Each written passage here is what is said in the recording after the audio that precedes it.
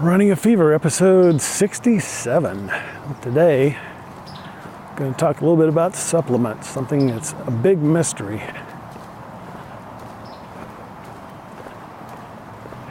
And I'm walking along the dam on my way to the arena from the other side. And it's as beautiful as ever. There's ducks out.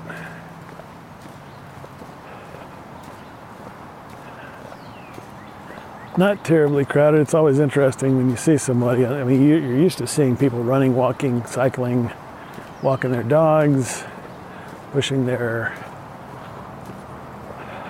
strollers, fishing. It's always interesting when you see somebody who's smoking and holding a beer. The second day, well, I didn't see a beer in this person, but yesterday I did see that. All kinds of things happening here on Lake Fayetteville. So I'm thinking seriously about going to a 3 release a week schedule. So you'll get Running a Fever Monday, Wednesday, and Friday.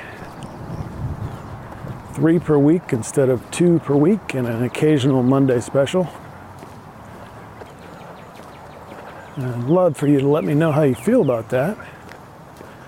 You can comment on this episode at runningafever.com, or you can email me mail@runningafever.com. All right, coming apart on the 0.5 mile point. I really think this course is more than 5.25 miles. But I'm going all the way to the 0.5 mile mark anyway. Not going to kill me, I don't think.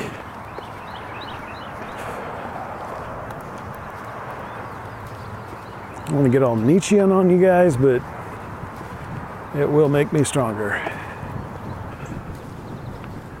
Lady had a shirt on and just said "just." Tank top, obviously references to Nike slogan "Just Do It." Also has another meaning. Fairly clever. Definitely should have taken the Advil today. Only just turned the corner and I'm already complaining. How about that? So a sure cure for complaining and not feeling good and just dreading that next step and, feeling pain, all that kind of stuff, is talking. So I'm going to talk a little bit about some various things. Actually, I think I probably need more rest. I need more recovery time, which makes sense because I really have probably been overdoing it a little bit because I'm pushing myself a little bit further out. Now I don't want to. We talked about before, it's amazing the transformation when you get over that hump and make exercise a habit, or, whatever your food intake is, and that becomes a habit. And it's just hard to reverse. Everybody thinks it's hard to exercise. It's hard to lose weight. It is. It's also hard to change that. I mean, it's really the change, I think, that's the difficult part in all this. So how can I get the recovery that I need? And that's part of what diet is about, which leads me into my next point. As promised, I need to talk a little bit about supplements. Why is it such a mystery? Well, like I said, there's a lot of information out there. Some of it's good, some of it's not so good, some of it's just useless. I'm on the trail, so a grain of salt. If I give you a fever fact, well, that's been researched for at least an hour. And that's valuable information. This, I hope, is too, because it's a learning journey for me. I found a site called Muscle for Life that's a pretty good. I mean, I can tell, like I said, when things are reasonable, logical, make sense. But sometimes those things are still not necessarily good. They're plausible. You might call it plausible deniability or plausible fallibility or something. I just went the wrong direction in Veterans Park.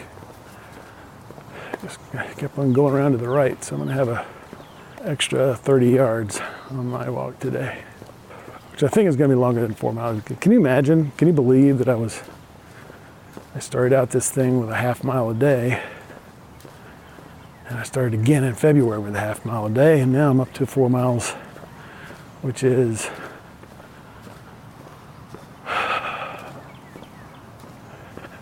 record setting, personal best in the modern era.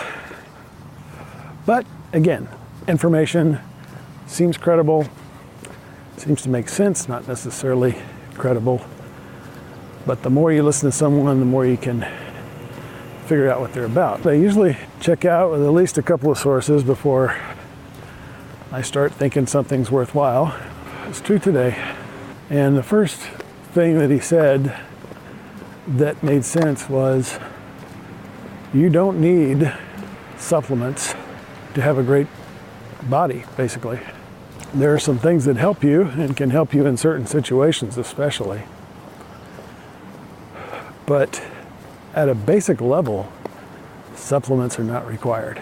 You don't need to take a protein powder, a weight gainer, or anything like that.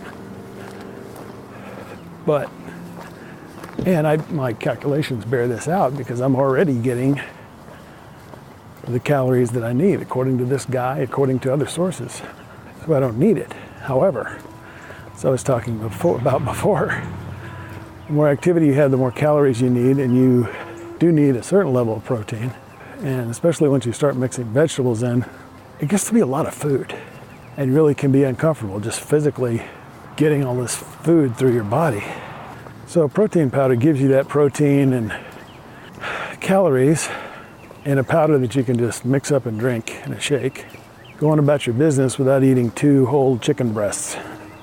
Now there are other ways to do this. I like the jerky, because it's 7 grams of protein, 1 ounce. So, I mean, all I have to do is eat that 1 ounce before or after a workout, and I get a good protein boost.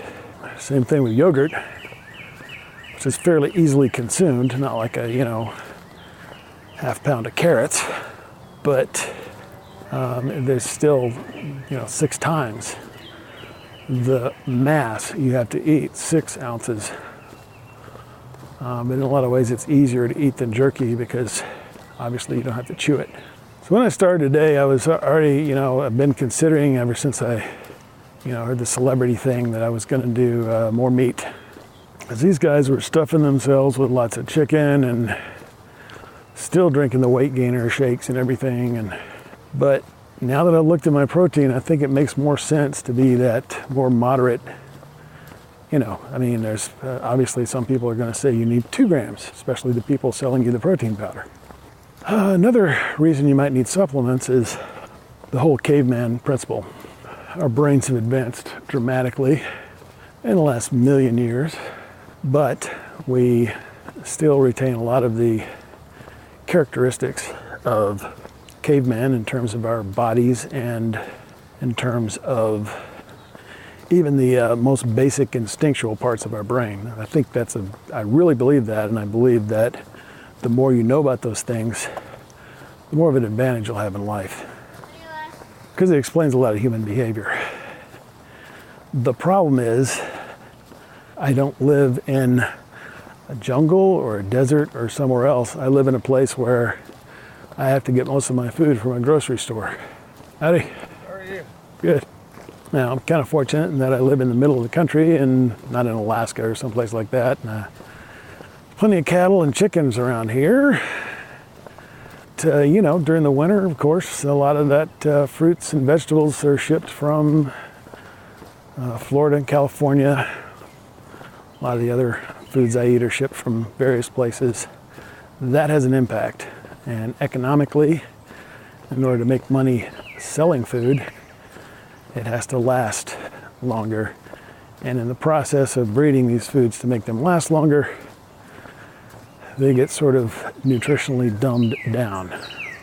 In short, I can't get woolly mammoth meat anymore.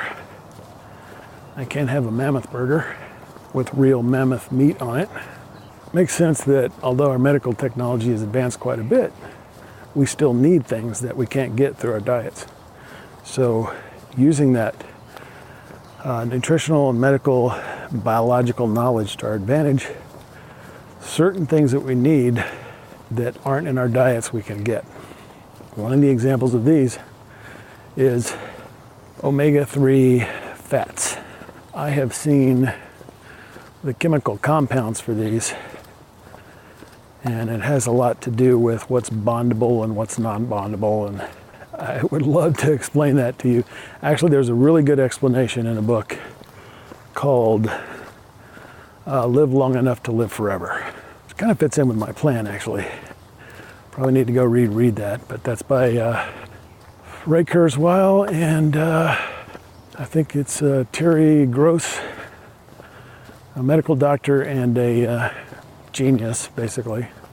He came up with this book saying, well, we'd have the technology sometime in the early to mid 21st century to extend life forever. And then all we need to do is live long enough to be there when it happens. So this is written from a baby boomer's point of view. So from my perspective, someone a little bit older than myself. So that's something I believe I'm probably going to start doing. I want to read into it some more, obviously. But I've taken this in the past, and I probably want to take it again in the future. So testosterone. Yeah, I've talked a little bit about how testosterone is important to the synthesis of muscle in men. Not important to women, just to men. And both men and women have estrogen and testosterone. Howdy. And so that's why, it's important to keep that balance. So the Muscle for Life guy also says, and the fact that he's sort of counteracting a lot of these popular tropes or myths kind of lends some credibility to him, although you can't just trust a contrarian because he's a contrarian. 1 mile to go, folks. So, no, and he does reference studies. This is muscleforlife.com. Again, I'm not endorsing any of this. Just some things I'm looking into. Adding additional testosterone, unless you are at an extremely low level, low end of the normal scale.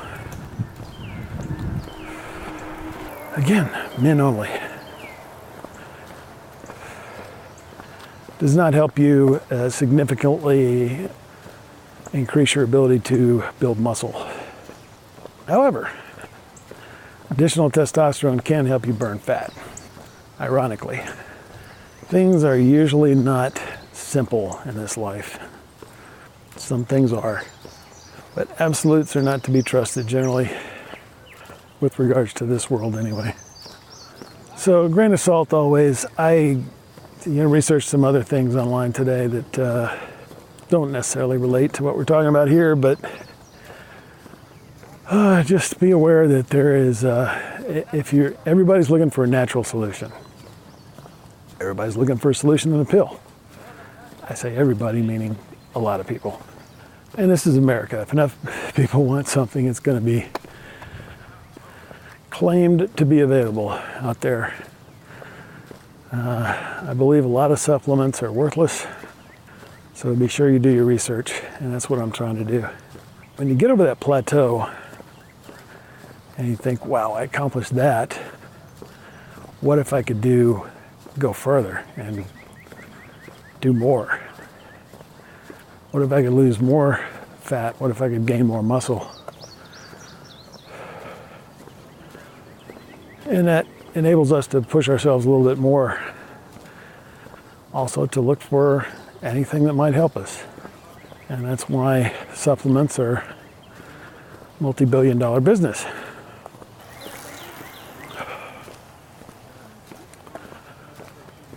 Howdy. Hi. Hello. Will you be passing me in a minute? Nope. Running?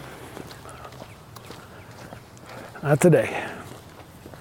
So hopefully I'll be able to have some time to do a more in-depth and more research. But the topic of supplements is so broad. There's just so much stuff out there. And the place I want to start is just with what do I actually need. It's easy to want to just try something and see if it does anything. And if you try something, well, you feel like you're doing something to help yourself, and maybe you won't, you want it to do something, so you'll see it doing something.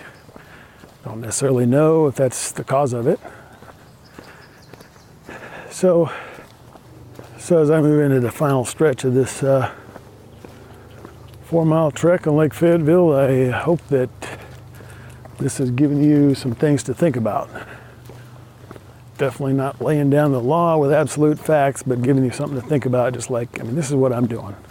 I get ideas, I go think about them, I go do more research, and then eventually I have experience, and then I have real knowledge. Usually from mistakes I've made.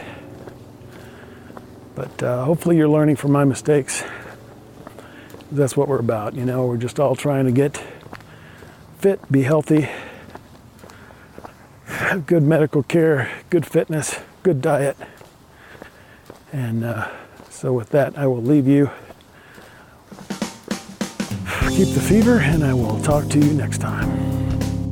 This is the Paddle Up Podcast Network. PaddleUpMedia.com.